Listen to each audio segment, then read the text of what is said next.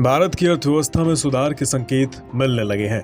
मोदी सरकार की ओर से उठाए गए कदमों का असर दिखने लगा है। अर्थव्यवस्था में सुधार के संकेतों पर मूडीज ने भी अपनी मुहर लगा दी है। मूडीज ने भारत की रेटिंग में सुधार कर दिया है। मूडीज ने भारत की रेटिंग को नेगेटिव से स्टेबल कर दिया है। मूडीज ने भारत को बा3 रेटिंग दी है।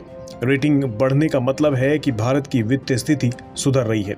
वैसे बा3 सबसे निचले इन्वेस्टमेंट ग्रेड है, जो कि जंक से सिर्फ एक पायदान ऊपर होती है। मूडीज बॉन्ड मार्केट में लगे सरकार के पैसे और कारोबारियों के पैसे के आधार पर किसी देश के कर्ज लेने और उसे चुकाने की क्षमता की रेटिंग जारी करती है। अगर रेटिंग अच्छी आती है तो दुनिया भर के निवेशक उस देश में इन्वेस्ट करते हैं, और अगर रेटिंग खराब आती है तो निवेशक उस देश में निवेश करने से कतराते हैं। भारत की क्रेडिट रेटिंग में सुधार से नया निवेश आने में तेजी आ सकती है। रेटिंग में सुधार से विदेशी निवेशकों में भारत में पैसा लगाने के लिए उत्साह बढ़ेगा। इस वक्त भारत की इकॉनमी तेजी से कोरोना संकट से उभर रही है। चालू कारोबारी साल में डबल डिजिट ग्रोथ के अनुमान लगाए जा रहे हैं। अर्थव्यवस्था के जिन इंडिकेटर्स में सुधार देखे जा रहे हैं उनमें शामिल है वित्तीय घाटा अगस्त में बजट अनुमान के 31% के बराबर था, यानी सरकार को आर्थिक ग्रोथ के लिए खर्च करने में मदद मिलेगी।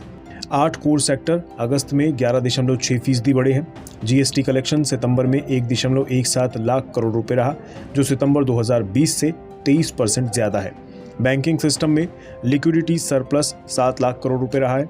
एडवांस टैक्स कलेक्शन पहली छमाही में 2.53 लाख करोड़ रुपए के साथ 2019 की पहली छमाही से 14.6% ज्यादा रहा। डायरेक्ट टैक्स कलेक्शन पिछली छमाही में 5.7 लाख करोड़ रुपए के साथ 2019 से 27% ज्यादा रहा। इस साल अब तक विदेशी निवेशकों ने 94,750 करोड़ रुपए इक्विटी बाजार में लगाए हैं। इसका मतलब है कि कोरोना से करा रही इकॉनमी तेजी से उभर रही है।